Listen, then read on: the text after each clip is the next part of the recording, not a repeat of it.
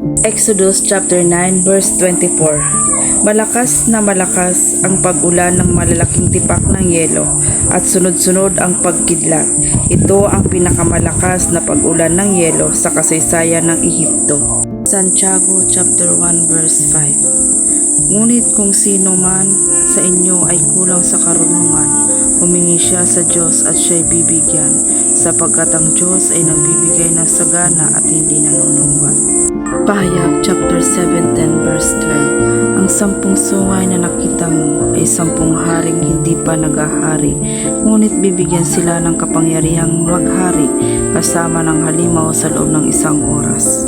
1 chapter 1 verse 22. Sino ka kung gayon? Sabihin mo kung sino ka upang may masabi kami sa mga nagsugo sa amin. Ano ang masasabi mo tungkol sa iyong sarili? Tanong nila muli.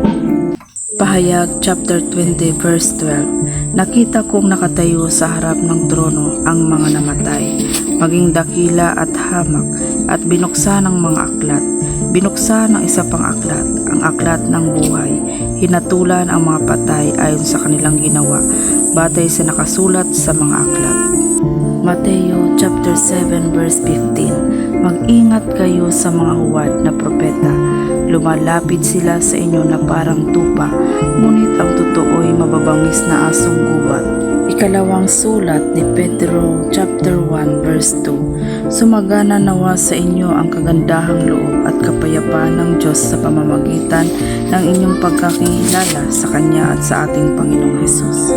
Ikalawang sulat ni Pedro chapter 1 verse 20. Higit sa lahat, unawain ninyong walang makapagbibigay ng sariling pagpapakahulugan sa alinmang propesiya sa kasulatan. 1 chapter 17 verse 12. Habang kasama nila ako, iningatan ko sila sa pamamagitan ng kapangyarihan ng iyong pangalan. Ang pangalang ibinigay mo sa akin, pinangalagaan ko sila at walang napahamak sa kanila, maliban sa taong tiyak na mapapahamak, upang matupad ang kasulatan. 1 chapter 17 verse 21. Ama, maging isa nawa silang lahat, kung paanong ikaw ay nasa akin at ako'y nasa iyo. Gayon din naman, maging isa nawa sila sa atin, upang ang sanlibutan ay maniwala na ikaw ang nagsugo sa akin.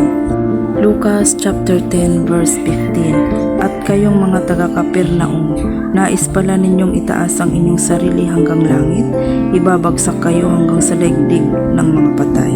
Roma chapter 15 verse 17. Kaya't sa pakikiisa ko kay Kristo Jesus, may pagmamalaki ko ang aking paglilingkod sa Diyos. Roma chapter 6 verse 23. Sapagkat kamatayan ang kabayaran ng kasalanan, ngunit ang walang bayad na kaloob ng Diyos ay buhay na walang hanggan sa pamamagitan ni Kristo Jesus na ating Panginoon. Ang salita ng Diyos.